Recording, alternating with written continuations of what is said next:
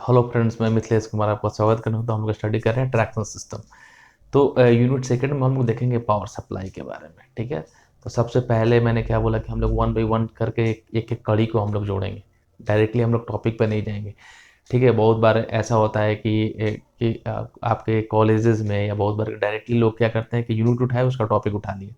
ठीक है, तो देन क्या होता है कि हमको आधा अधूरी समझ में आता है। तो उससे पहले की बात अपन कर लें तो उस टॉपिक पे जाएंगे तो और ज़्यादा अपने को समझ में आएगा, क्योंकि अपने को क्या करना है कि ये वीडियो इस तरीके से डिज़ाइन किया, इस तरीके से बनाया जा रहा है कि आप कभी भी देखोगे, ठीक है, तो आपको बिल्कुल बेसिक से लेकर एक हाई लेवल की चीज़ें आपको इसमें सारी की सारी चीज़ें मिलेंगी। अगर सडनली बीच में से कोई चीज़ बताया जाए तो समझ में आएगी लेकिन कम आएगी। तो वन बाई वन करके हम लोग यहाँ पे रिलेट करेंगे। तो अपन देखेंगे सप्लाई सिस्टम के बारे में। ठीक है, तो डायरेक्टली हम लोग चाहते तो डायरेक्टली अरेंजमेंट पे चले जाते हैं, लेकिन अपने को अरेंजमेंट से पहले हम लोग ये डिस्कस कर लेते हैं कि किस किस तरीके का सप्लाई सिस्टम हम लोग ट्रैक्शन के लिए यूज करते हैं। मतलब कि जो अपना ट्रैक का इलेक्ट्रिफिकेशन है, ठीक है, वो किस तरीके से उसमें किस किस तरीके की हम लोग सप्लाई करते हैं जो इलेक्ट्रीफाइड कर रहे हैं ट्रैक को। क्लियर? तो उसमें हम लोग थोड़ा थोड़ा डिस्कस कर लेते हैं कि जब हम लोग अरेंजमेंट्स के बारे में पढ़ेंगे तो डायरेक्टली आपको समझ में आ जाएगा, क्योंकि इसी पे जैसे आपका सप्लाई सिस्टम है उसी तरीके की मोटर यूज होगी। क्लियर? उसी तरीके की आपकी मोटर यूज होगी। तो हम लोग यहाँ पे थोड़ा सा ब्रीफ कर लेंगे कि जब भी हम लोग आगे मोटर्स के बारे में या किसी और चीज़ के बारे में डिस्कस करेंगे तो डायरेक्टली आपको वहाँ पे रिलेट हो जाएगा, समझ में आ जाएगा। क्लियर? तो हम लोग वन देखेंगे कि डीसी सिस्टम क्या होता है। ठीक है, मतलब डीसी सप्लाई हम लोग देते हैं। ठीक है, तो क्यों देते हैं, किस तरीके से होता है, किस तरीके की हम लोग मोटर हम लोग यूज करते हैं, ये पावर सप्लाई का पार्ट है। इसके बाद हम लोग देखेंगे कि single phase AC supply system जो है वो क्या होता है, क्यों देते हैं, किस तरीके से होता है। इसी में हम लोग पढ़ेंगे the three phase AC system. Single phase भी पढ़ेंगे AC system, three phase AC system भी पढ़ेंगे और डीसी सिस्टम भी पढ़ेंगे। इसके बाद इंपॉर्टेंट है इसमें हम पढ़ेंगे composite composite system. Composite system क्या होता है, ठीक है, और कंपोजिट सिस्टम का दो पार्ट है। उन दोनों पार्ट के बारे में डिस्कस। पहला है single phase two three phase system. Composite system में पहला इसका पार्ट पढ़ेंगे सिंगल फेज से थ्री फेज। ओके, और दूसरा जो इसका पार्ट है single phase two direct current system. ठीक है, तो ये अपना सप्लाई का सिस्टम है कि किस तरीके से होता है, और इसके बारे में हम लोग क्या करेंगे कि वन बाई वन करके सारी चीज़ों को हम लोग डिस्कस करेंगे। तो सबसे पहले अपन डिस्कस करेंगे कि डीसी सिस्टम क्या होता है। इसमें देखिए हम लोग सबसे पहला जो है डीसी सिस्टम हम लोग देखेंगे। ठीक है, सप्लाई सिस्टम में हम लोग अपन देखेंगे कि डीसी सिस्टम क्या होता है। क्लियर? डीसी सिस्टम, फिर AC system, single phase, three phase, composite system हम लोग देखेंगे। ठीक है, तो इसमें बहुत सारी चीज़ें ऐसी होंगी जहाँ से अपने को ऑब्जेक्टिव क्वेश्चन क्या होते हैं कवर हो सकते हैं। तो सबसे पहला है कि अपन सप्लाई में डीसी सिस्टम भी दे सकते हैं। क्लियर? तो डीसी सप्लाई इसलिए देती है कि जो जो जो मेरी मोटर है वो कहीं ना कहीं डीसी मोटर है। तो डीसी मोटर में अपने को इनपुट क्या देना पड़ेगा, डीसी देना पड़ेगा। तो अपने को सप्लाई क्या चाहिए, डीसी चाहिए। ठीक है, तो देन हम लोग क्या करते हैं कि डीसी सिस्टम हम लोग यूज करते हैं। क्लियर? तो इसमें बहुत सारा कुछ कुछ पॉइंट्स है, अपने को बिल्कुल उसको ध्यान में रखने का जरूरत है। ठीक है, देखिए पहला चीज, इन this system the electric motor employed for getting the necessary motive power. ठीक है, कि डीसी सिस्टम के अंदर हम लोग क्या करते हैं कि अपना ट्रैक्शन सिस्टम को ऑपरेट करने के लिए जो मोटर ऑपरेट करते हैं, ठीक है, एक पावर को जनरेट करने के लिए, और उसकी सहायता से हम लोग क्या करते हैं कि जो अपना ट्रैक के ऊपर जो लोकोमोटिव होता है, रेल्स होते हैं, ट्रेन्स होती है, उसको हम लोग क्या करते हैं, दौड़ाते हैं, रन कराते हैं। ठीक है, तो इसमें हम लोग क्या करते हैं कि जो हम लोग मोटर यूज करते हैं उसका नाम है specially power are usually DC series motor. तो अपने को ध्यान में रखने की जरूरत है कि ठीक है, तो स्पेशली हम लोग डीसी सीरीज मोटर यूज करते हैं। वाई? क्योंकि इनका स्टार्टिंग टॉर्क काफ़ी ज़्यादा हाई हो जाता है। फिर से देख लीजिए, in this system the electric motor employed for getting the necessary motive power are usually DC series motor. तो हम लोग कौन सी मोटर इसमें यूज कर रहे हैं, डीसी सीरीज मोटर यूज कर रहे हैं। अगला पॉइंट देखिए, इंपॉर्टेंट है, the operating voltage is from 600 volt to 750 volts. ठीक है, किसके लिए, for tramways and for many suburban railway. ठीक है, अगर आपका रेंज दिया रहा है कि 600 वोल्ट से 700 वोल्ट जो है किसके लिए यूज किया जाता है, और ऑप्शन में आपका कहीं दिया रहा है ट्रामवेज एंड सब अर्बन रेलवे के लिए, ठीक है। अगर पूछा जाए कि ट्रामवेज एंड सब अर्बन रेलवेज के लिए कितना डीसी सप्लाई चाहिए, तो अपने को डीसी सप्लाई चाहिए 600 वोल्ट से 750 वोल्ट्स अपने को डीसी सप्लाई चाहिए, ठीक है। किसके लिए? ट्राम के लिए एंड जो आपका सब अर्बन रेलवे है, ठीक है, अर्बन सब अर्बन रेलवे है, ठीक है, अर्ध शहरी, क्लियर।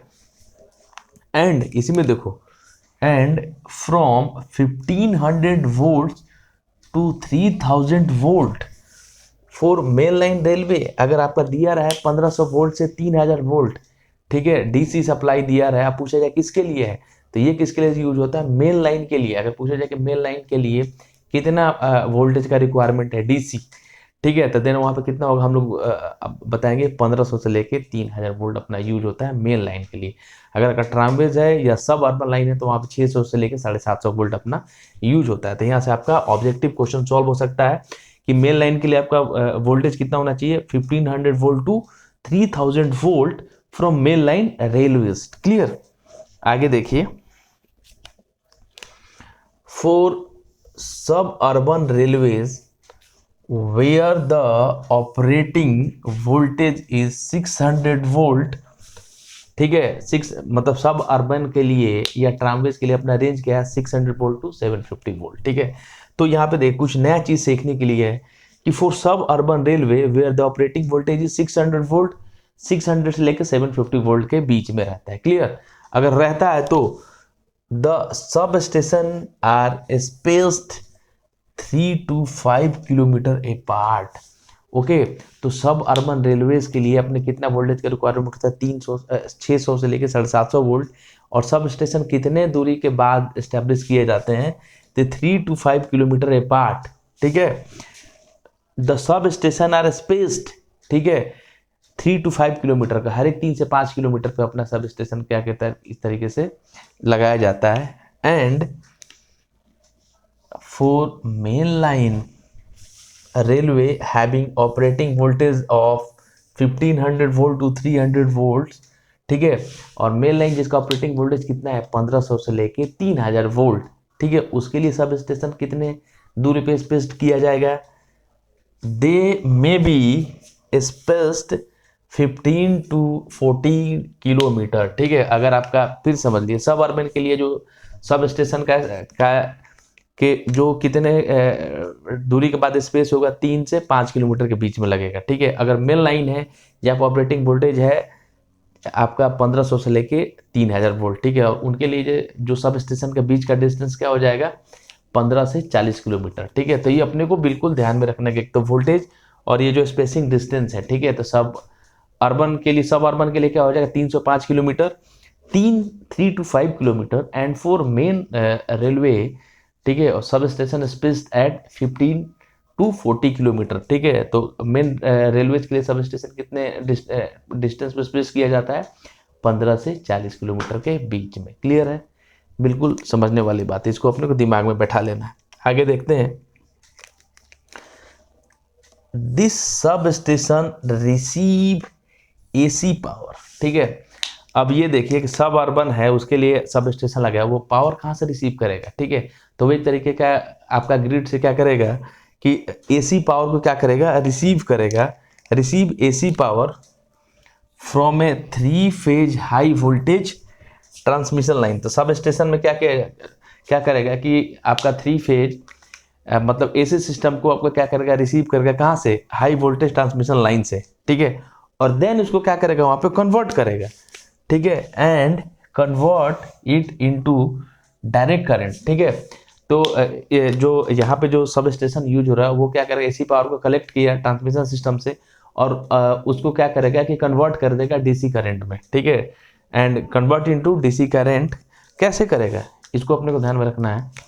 कौन कौन से इक्विपमेंट यूज करेंगे, आइदर बाई रोटरी कन्वर्टर का यूज करके हम लोग क्या करते हैं कि एसी को डीसी में चेंज करते हैं, और बाई मरकरी आर्क रेक्टिफायर, ये सारे रेक्टिफायर का नाम है जिसके मदद से हम लोग एसी को डीसी में चेंज करते हैं। तो पहला क्या है रोटरी कन्वर्टर, दूसरा है बाई मरकरी आर्क रेक्टिफायर और thyristor converter with suitable transformation ratio, ठीक है।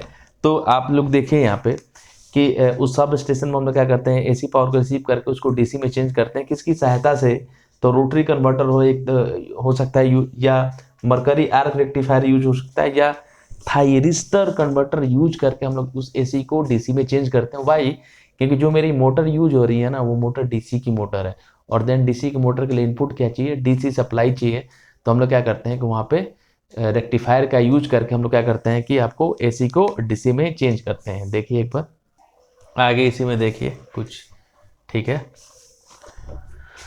डीसी सिस्टम में भी कि हम लोग डीसी सिस्टम यूज कर रहे हैं तो उसका क्या क्या और फायदा है, ठीक है।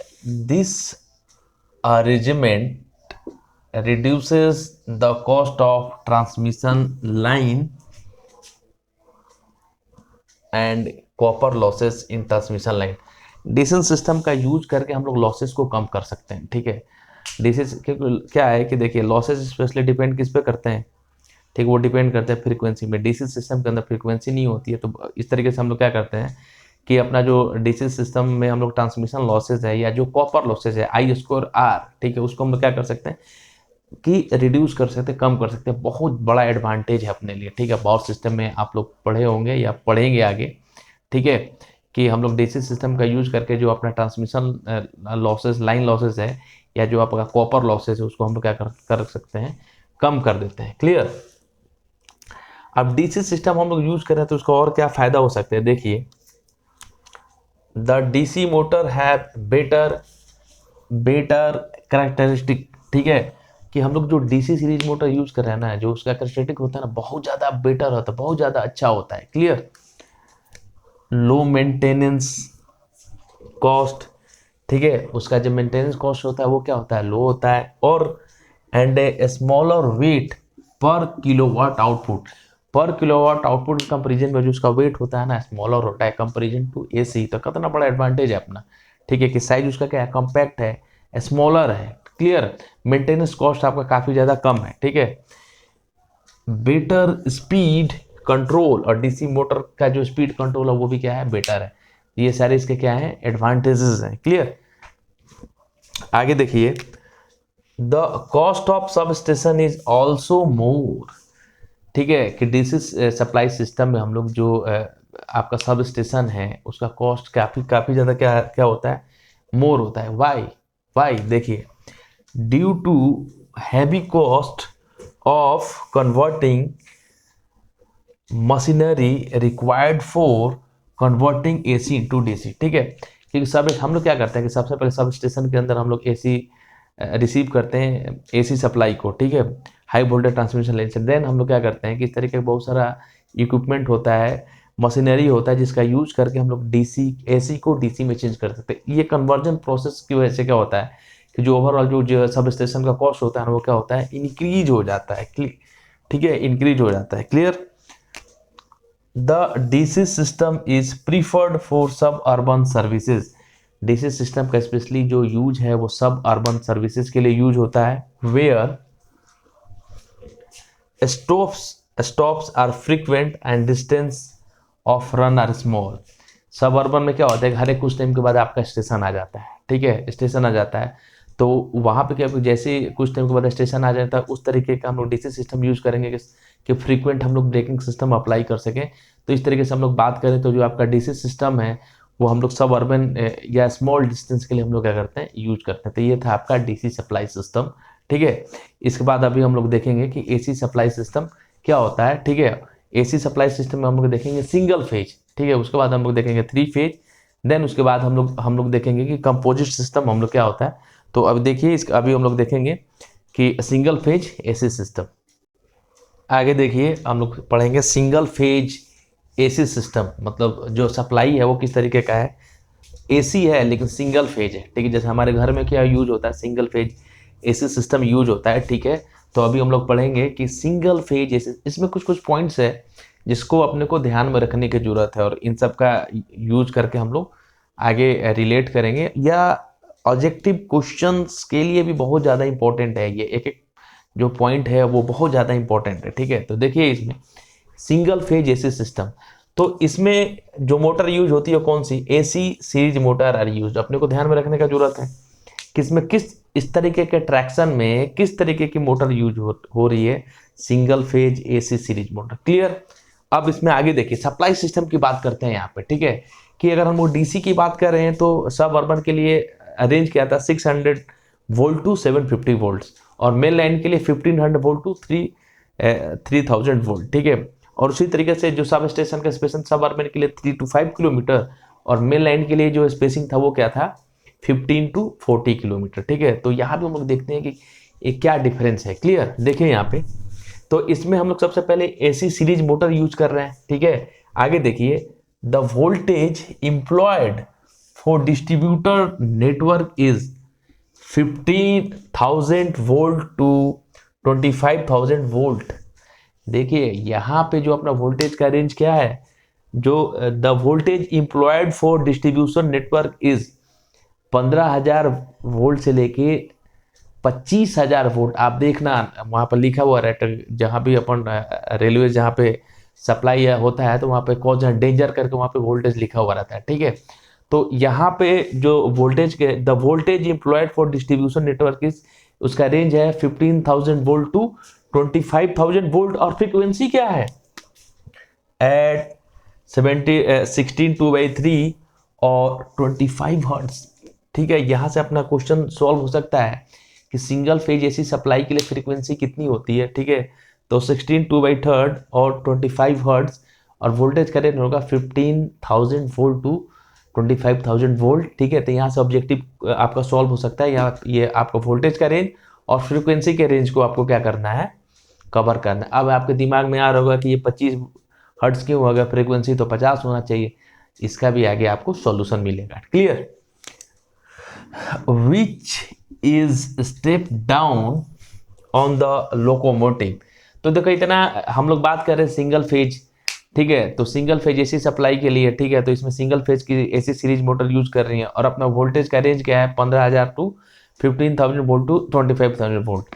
तो हम लोग क्या होता है कि लोकोमोटिव के अंदर क्या होता है कि स्टेप डाउन ट्रांसफार्मर होता है, जिसकी सहायता से हम लोग क्या करेंगे, इसको स्टेप डाउन करेंगे, step down the locomotive to a low voltage, ठीक है। और इसको हम लोग क्या करें, स्टेप डाउन कर देंगे, और किस रेंज तक लेके आएंगे 300 to 400 volt, suitable for supplying the single phase AC series motor by means of step down transformer carried on the locomotive. कहने का मतलब ये है कि लोकोमोटिव के अंदर स्टेप डाउन ट्रांसफार्मर होता है अपने, और उसको हम स्टेप डाउन करके उसको 300 टू 400 वोल्ट्स पे ले आएंगे। देन हम लोग सप्लाई किसको देंगे, एसी सीरीज मोटर को, ठीक है। क्योंकि एसी सीरीज मोटर को हम लोग जो सप्लाई करने कितना दे सकते हैं, 300 से लेके 400 वोल्ट हम लोग सप्लाई दे सकते हैं। लेकिन अपने पास जो पावर अवेलेबल है वो 15,000 वोल्ट से 25,000 वोल्ट के बीच में अवेलेबल है। तो हम लोग क्या करेंगे कि उसको स्टेप डाउन ट्रांसफार्मर की मदद से उसको स्टेप डाउन करेंगे। देन स्टेप डाउन करके उसको किस रेंज तक लेके आएंगे कि 300 वोल्ट टू 400 वोल्ट। देन हम लोग कहाँ पे देंगे, उसको मोटर पर देंगे। देन हम लोग मोटर को ऑपरेट कराएंगे, और अपने जो रेलवेज है, जो लोकोमोटिव है, उसको हम लोग क्या करेंगे, ऑपरेट कराएंगे। क्लियर है। आगे देखिए, अब यहाँ पे आ गया एक point, the spacing of substation is 50 to 80 kilometre. अब यहाँ पे जो सब स्टेशन का स्पेसिंग कितने पे है, 50 से 80 किलोमीटर पे होता है। क्लियर। इसको आपको ध्यान में रखने की जरूरत है। आगे देखिए, the change of supply frequency. देखिए फ्रीक्वेंसी तो कितनी है मेरी, 50 हर्ट्ज होती है, जैसे हम लोग बात हैं, लेकिन यहाँ पे हमारी फ्रीक्वेंसी चेंज है, यहाँ पे मेरी फ्रीक्वेंसी चेंज है, यहाँ पे मेरी फ्रीक्वेंसी चेंज है, ठीक है। तो हम लोग फ्रीक्वेंसी चेंज क्यों कर रहे हैं, देखिए यहाँ से आपको आंसर मिल जाएगा आपके नॉलेज के लिए, ठीक है, कि the change of supply frequency becomes necessary, बहुत ज़्यादा नेसेसरी है, बहुत ज़्यादा जरूरी है। Why, because of better performance of the AC series motor at low frequency, ठीक है, कि जो एसी सीरीज मोटर का जो परफॉर्मेंस है ना, वो लो फ्रीक्वेंसी पे डिपेंड करता है, ठीक है। कि अगर फ्रीक्वेंसी लो रहेगी तो जो आपका एसी सीरीज मोटर है ना, वो ज़्यादा अच्छे तरीके से क्या करेगा, परफॉर्म करेगा। इसलिए हम लोग क्या करते हैं, फ्रीक्वेंसी को चेंज करते हैं, और 50 हर्ट्ज से घटा के हम लोग कहाँ पे ले आते हैं, 25 हर्ट्ज पे, इस रेंज पे हम लोग क्या करते हैं, लेके आते हैं। क्योंकि इस फ्रीक्वेंसी पे, इस लो फ्रीक्वेंसी पे जो एसी सीरीज मोटर है वो बहुत अच्छे तरीके से क्या करता है, वर्क करता है। क्लियर। आगे देखिए,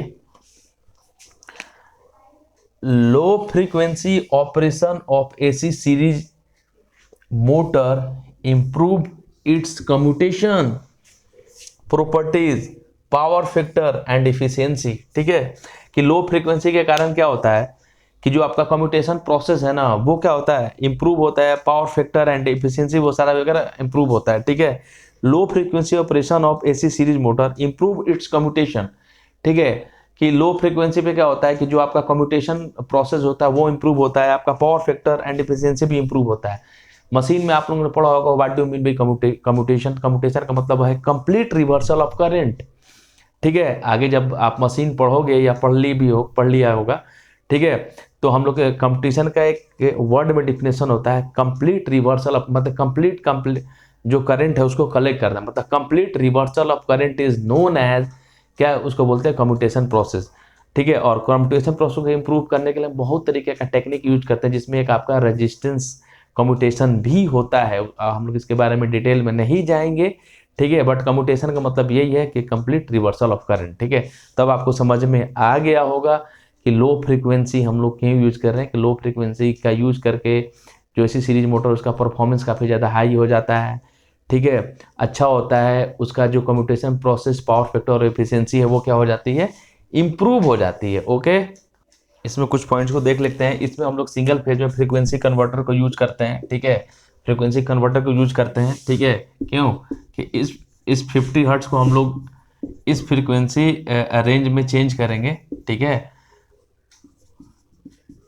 तो इसके लिए अपन क्या करेंगे, फ्रीक्वेंसी कन्वर्टर स्पेशली अपन यूज करेंगे। ठीक है, जो आपका एसी सिंगल फेज सिस्टम है वो स्पेशली किसके लिए यूज किया जाता है, मेन लाइन सर्विस के लिए यूज किया जाता है। ठीक है, तो ये कहानी थी simple single phase AC system का। तो अपन दो चीज़ देख लिए, DC system and single phase AC system. ठीक है, नेक्स्ट वीडियो में जो आपका बचा हुआ है कि 3 फेज एसी सिस्टम और कंपोजिट सिस्टम, उसके बारे में हम लोग स्टडी करेंगे। तब तक के लिए थैंक यू।